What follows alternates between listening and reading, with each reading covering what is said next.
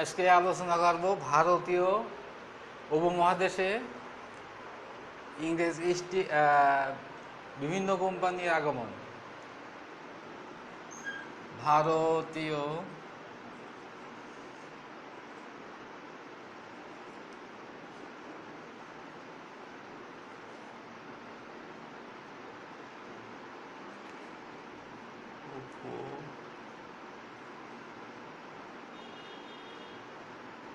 উপমহাদেশে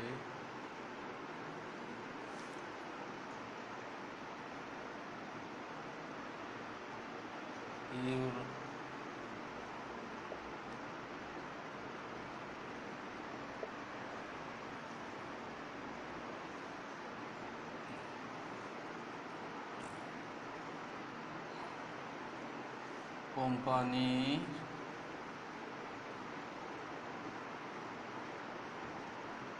আগমন।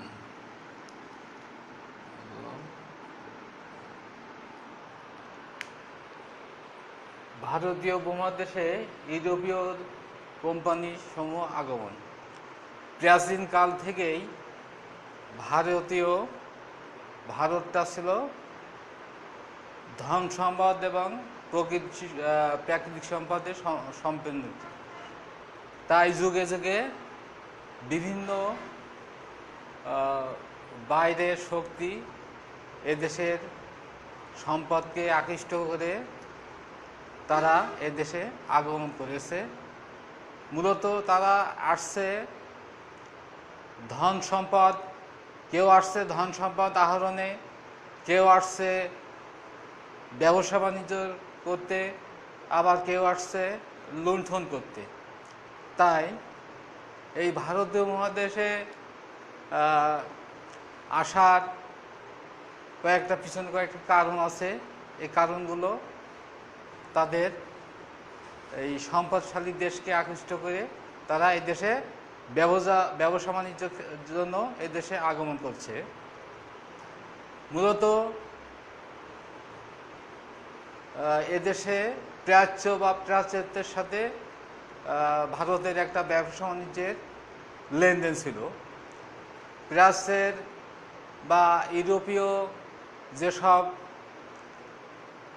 জিনিসপাতি বা সেগুলো ভারতের প্রয়োজন ছিল এবং ভারত থেকে যেসব জিনিসপত্র ইউরোপীয় দেশেও কিছু প্রয়োজন ছিল, সেই তাগিদে তারা লেনদেনের মাধ্যমে এদেশে ব্যবসা বাণিজ্য করতে আসে।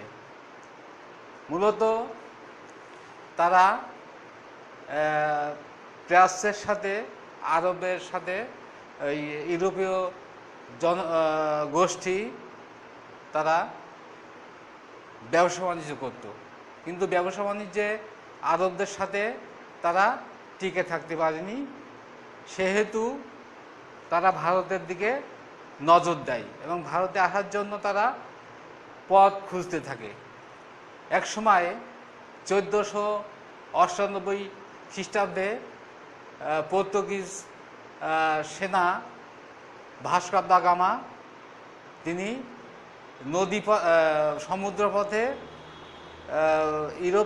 পর্তুগিজ থেকে অর্থাৎ ইউরোপীয় থেকে ভারতবর্ষে আসার একটা জলপথ আবিষ্কার করে। এই জলপথ ধরে তারা ভারতে প্রবেশ করে। ভারতে এসে প্রথমে কালিকট বন্দরে উপস্থিত হন এবং কালিকট বন্দরে উপস্থিত হয়ে ওখানকার যে রাজা ছিলেন জামোরিনের সাথে তারা চুক্তিবদ্ধ করতে মনস্থ করে এবং এই ভাস্কো দা গামা ছিলেন কর্কট একজন সৈনিক। তিনি ভারতের বাণিজ্য জাহাজ লুণ্ঠন করেছেন এবং ভারতে তীর্থযাত্রীদের যে জাহাজগুলো তাতে অত্যাচার করেছে। অত্যাচারে অতিষ্ঠ হয়ে কালিকটের রাজা জামোরিন তাকে বিতাড়িত করার জন্য চেষ্টা করেন, কিন্তু এই ভাস্কো দা গামা কালিকট বন্দরে কিছু ঘাঁটি স্থাপন করে পরবর্তীতে জামোরিনের সাথে যুদ্ধ হয়। এই জামোরিনের সাথে যুদ্ধ হওয়ার পরে তিনি এ দেশ থেকে চলে যেতে বাধ্য হয়। পরবর্তীতে এদেশে আসেন 1500 সালে এই ক্যাবলেন একজন নৌসেনা ছিলেন। তার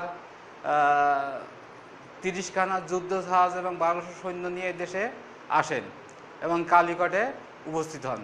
এই কালিকটে উপস্থিত হলে জামোরিন তাকে বাধা প্রদান করে। এই বাধা প্রদান করলে তিনি এখান থেকে দিউ বা দমন নামক স্থানে এক সম্রাটের সাহায্যে তিনি সেখানে ঘাঁটি স্থাপন এবং কুঠি স্থাপন করে এ দেশের সাথে ব্যবসা বাণিজ্য করতে সমর্থ হয়। পরবর্তীতে তিনি চলে যাওয়ার পরে আবার ভাস্কর দা গামা 1502 সালে দ্বিতীয়বারে আবার এদেশে অর্থাৎ ভারতে প্রবেশ করেন।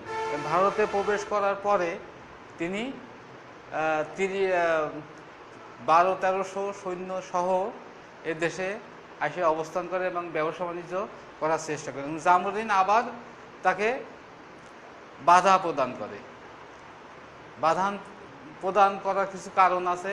এদেশের নিয়ম নীতি সম্বন্ধে তাদের কিছু জানা ছিল না এবং তারা লুটতরাজ এবং হিন্দুদেরকে খ্রিস্টি ধর্মে দীক্ষিত করা বা এদেশের এসে বিবাহ বন্ধনে আবদ্ধ হওয়ার কিছু কাজ তারা শুরু করে। এইসব কাজে তারা মানে জামোরিন অসন্তুষ্ট হয়ে আবার তাকে এই দেশ থেকে বিতাড়িত করে। এইভাবে পর্তুগিজ সৈন্যরা বারবার এসে তারা এই দেশ থেকে বিতাড়িত হয়। পরবর্তীতে আরেকজন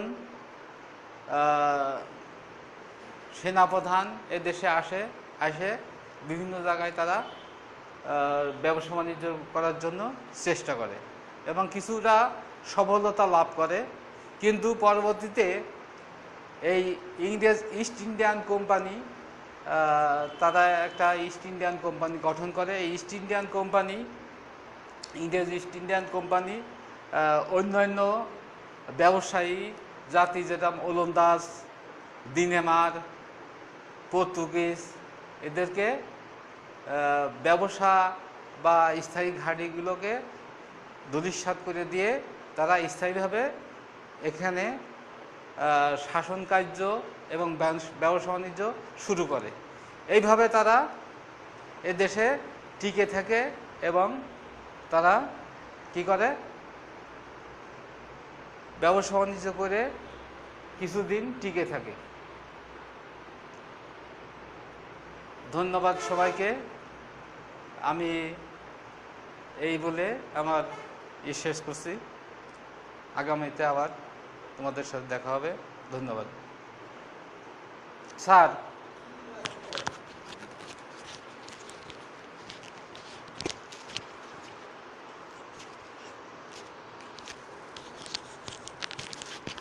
ওই আস্তে আস্তে একটু বাড়াতে হবে। কয় মিনিট হতে বেশি